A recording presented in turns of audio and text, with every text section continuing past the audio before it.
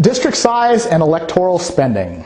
This is a really important thing, especially for people who advocate for third parties.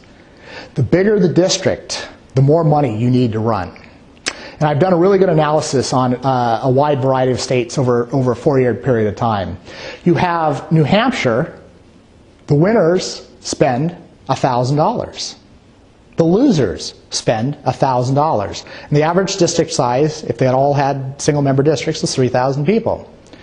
When you get up to Vermont, where the districts are 4,000, the winners are spending $2,000. The losers are spending $2,000.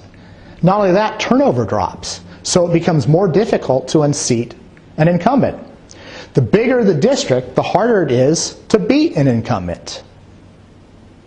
Not only that, but the citizens don't know who's running.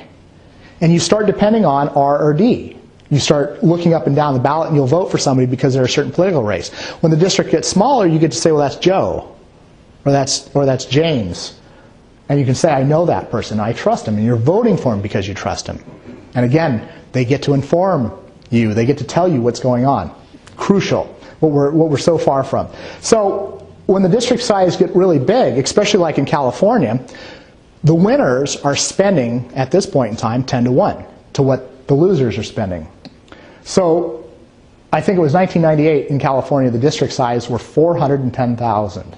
2 years later, they were already at 425,000. So these districts are impossible to begin with, and they're increasing by 10 to 15,000 people per election. If you're going to challenge an incumbent, how in the heck are you going to do that? They don't even take you as a credible challenge unless you have millions of dollars you're ready to throw at it. And oddly enough, they seem to be able to match you when it comes time to it. So anyway, there are more third-party members in states like Vermont and New Hampshire that actually get elected because you can afford to. The common citizen has the ability to run in a small district. You can raise $1,000. In a district like California has, where you have 500,000 people, you can't. The other consequence is that turnover drops. So in New Hampshire, 1 in 3 lose office each election. Vermont, 1 in 4. And in California, in the last 10 years, only 1 incumbent has lost. We have elections to say we have elections. If no one loses, then what do they matter?